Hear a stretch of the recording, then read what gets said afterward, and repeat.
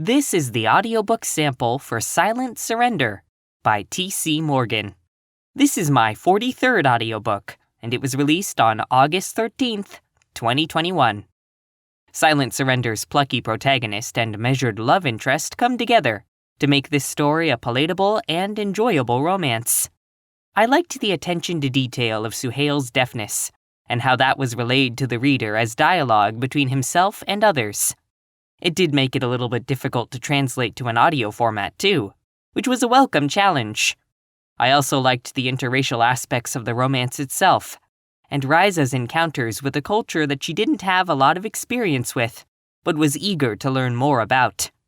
Expounding upon this angle of curiosity made her position as a 30-something workaholic stuck at home even more relatable. If I had any criticisms of the story, I would say the middle of the novel dragged on a bit. The back and forth between Suhail and Risa, the will they, won't they stay together tug of war, feels arbitrary, because it was too obvious that they would get back together by the end. This predictability was in stark contrast to their heartfelt and genuine meeting, and the interesting scenes of them getting to know each other, so it stood out. All in all, however, I think this romance is worth a read or a listen.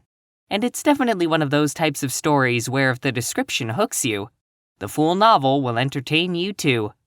I hope you enjoy this audiobook sample. Risa ate lunch at her desk as she waited for the next call to come in. Covertly sneaking a fork laden with noodles to her lips, she glanced around quickly before taking a bite. A tune chimed, and reaching out, she tapped a button on her headset. Thank you for calling Last Drop Cable, where you'll love your service down to the last drop. I'm Risa. How can I help you? She listened intently as she muted the amp on her headset and finished her instant noodles. Uh-huh. Okay, I'll definitely help you with that. Let me just pull up your account and we can get started. All her calls were the same, beginning with a line that she'd burned into her memory from the second week of her employment. Every single one ended in her thanking her customers for however many years they'd been with the company. It had gotten tedious after the first few years, but the pay was good, and the people she worked with had become as close as family. Psst, Risa! Risa muted her amp again and turned around. Yeah, Patrice? She whispered, careful to keep her voice down so that the supervisors couldn't hear them talking privately while still on with their customers. Did you hear anything new about the takeover? Not yet, Risa said solemnly, but I'm sure we'll hear something soon. Rumors about the company's impending buyout had been circulating around the call center for months. Besides, she whispered, as she threw her empty styrofoam cup away, nothing's been finalized. There might not even be a buyout. There is going to be a buyout, Patrice whispered back. And when it happens, our jobs are headed south. Like South Jersey? Risa said hopefully. Like South America, Patrice replied, and Risa's heart sank. The reps there will do the same thing we do, but for less pay and on a 24-hour set. But this call center could stay open for 24 hours too. No one is going to pay what it takes to keep this building open all day. They can barely afford what it takes to keep it going from 6 in the morning to midnight. We're out of hand soap again, and running low on paper towels in the bathroom. Risa bit her lip as she listened to Patrice. Were they all about to lose their jobs? Where would she work? But what about all the new hires? I think they're still interviewing people. Yeah, to take our jobs right before someone else takes theirs. It's all a corporate cycle. We don't matter. Hello? Hello? Risa's customer huffed impatiently, and she quickly unmuted her amp. She wouldn't have to worry about being laid off if she got fired first. Hello, Mrs. Davis, she replied, doing her best to keep her voice conversational. I'm still here.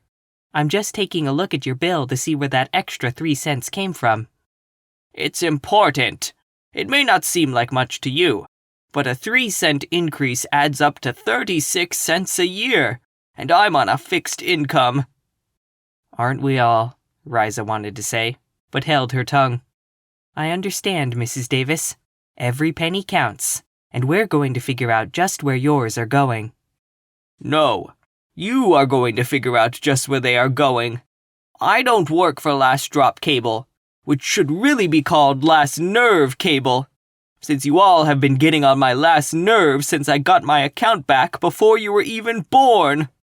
I was one of this company's first customers, but do you think that you people care?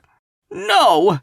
Raising a bill 3 cents on an elderly and loyal customer. You shouldn't raise me a penny, you hear? Not a penny! Risa drowned the woman's rant out as she searched the bill, anxiously waiting for her first break to come. When 11:45 a.m. finally rolled around, she breathed a sigh of relief. Risa only had until noon to pick up a snack from the local donut shop and get back to her desk. The drive there had been quick, but when she got to the window to order, her indecision got the best of her. Unable to decide what donut she wanted, or even what to drink, she settled on ordering a dozen pastries and both a mint and a caramel hot chocolate. Whatever she didn't eat, she'd give away, but with the way her anxiety was rising, Risa felt like she might end up eating 5 donuts herself. Making it back to the office building where she worked by 11:55, she parked in the multi-leveled garage and hastily made her way to the elevator, cautious not to spill the hot beverages balanced precariously in a cup holder. A link to purchase Silent Surrender is in the description. This title was a royalty share production, so I make 20% from any purchases. Thanks for listening.